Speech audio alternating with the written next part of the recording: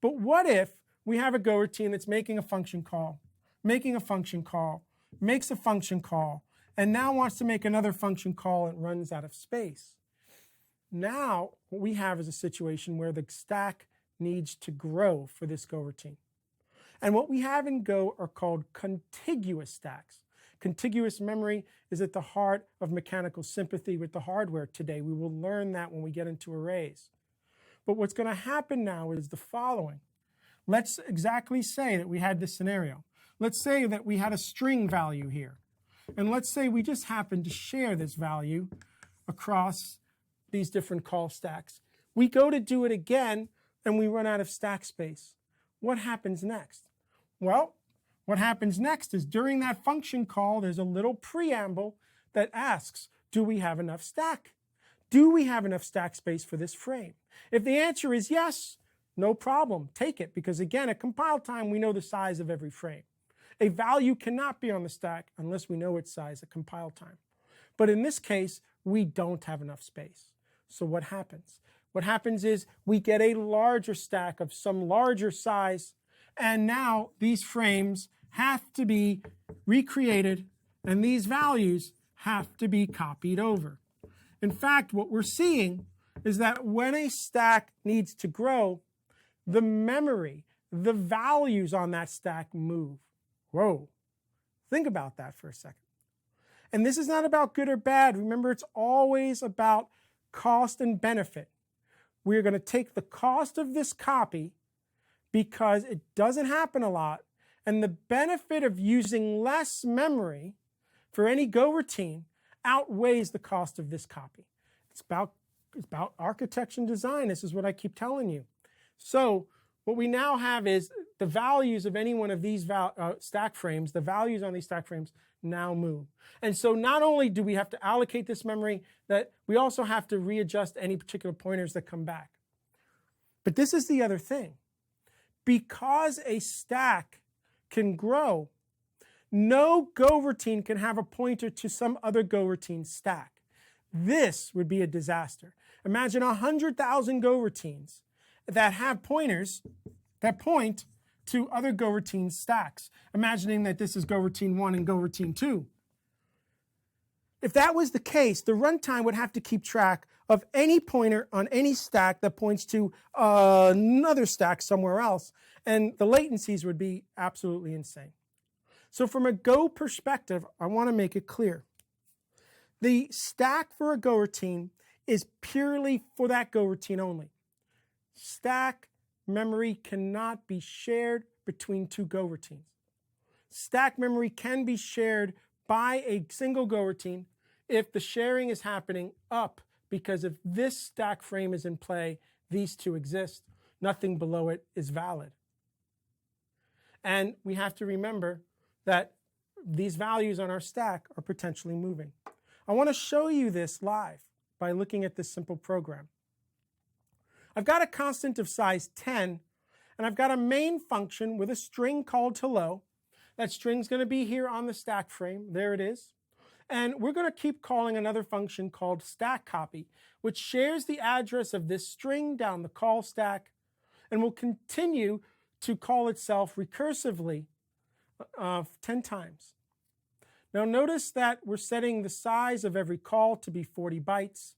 The size is 10, and integer is 4 bytes on my playground. And so the size of every stack frame that we have is very, very small. Notice again that stack copy is just calling itself 10 times and then returning. When I run this code, leveraging a very small stack frame, we notice that the address of the string does not change. It's always 9FA0 on every single stack frame below.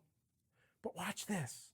I'm going to change this to not use a 40 byte, but a 4,000 byte array. This is going to cause us to blow past the stack that we have, and it's going to have to be recreated. And now what you see is two things. Notice, for these two calls, 5FA0, and now it's changed to DFA0. Our stack had to grow. The address of this string value moved in memory. The runtime took care of all of our pointers. In fact, it did it twice. Look at it again on line 6. It happens again. We're seeing this. It's fast. Is there a cost? Yes. But we're willing to take this cost when it happens because when we're leveraging resources more efficiently, we can do more. And if this is your biggest problem, then we really need to sit down and figure out what is going on. You're probably not going to see this too often. How many calls deep does any particular Go routine really go in performing a data transformation? So this is not anything to concern yourself with. It's about saying the benefit here of being able to leverage less resources across a large spectrum of Go routines is worth this cost. But I just want you to see that it's happening, how this works. Now, one other special last thing about the stack. Once a stack is using less than 25% of its allocated space, which is possible because you've returned from all of these functions, then during garbage collection, the GC can come in and go back and reduce the size of this stack. Today, we're in 1.8. That reduction requires another copy. Though in the future, maybe they can get rid of the copy and just cut that memory off. Implementation detail doesn't affect us. I'm just sharing some really cool things with you around that. So now we understand about our stack. Our stack helps us to leverage our value semantics. Our values that we get to work with is values and not share. The heap is for a pointer semantics there. The stack is going to be able to leverage a lot of our value semantics. And our stack, again, works like this.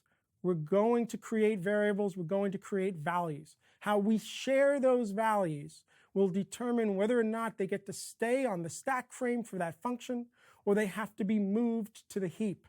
It's escape analysis only that will determine this, the convention of our code. The stack for every Go routine is unique and specific to that Go routine and cannot be shared between Go routines. If a value needs to be shared across a program boundary and it's unsafe to leave it on the frame, well, then it has to move to the heap. And once something moves to the heap, we now consider it an allocation, and now garbage collection has to get in.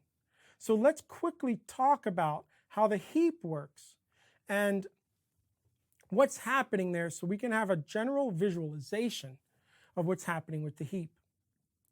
Now, this diagram right here helps us kind of visualize what's going on. But the most important aspect of the garbage collector is the pacing algorithm. Now, what the pacing algorithm does is determines the frequency or the pace in which the garbage collector has to run in order to maintain the smallest heap possible. Again, it's about resources, okay? And the algorithm is absolutely amazing. The engineering behind the GC is just mind-blowing to me. But to put it in some perspective, imagine the following. Imagine you had a program that had a 4 meg heap. There it is, a 4 meg heap, fairly small. At this point, what the GC is trying to do is maintain a live heap, hopefully, of, let's say, 2 meg. So that's your heap. That's your live heap. Now, as your program is running, it's using the heap. It's creating values. They're being shared. And this live heap, it starts to grow.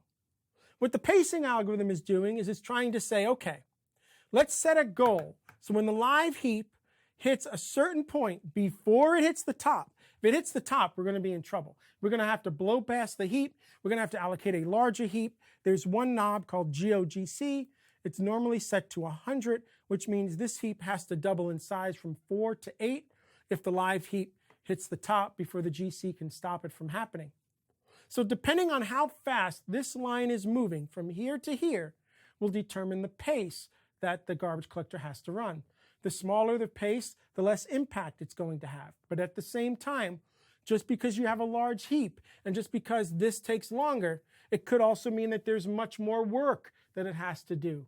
So we really don't want to adjust heap sizes. We want to reduce pressure. but we are going to use the heat. So this isn't about zero allocation. You can't reduce pressure down to zero. We just have to be smart about when we're using our value semantics and when we have to use pointer semantics.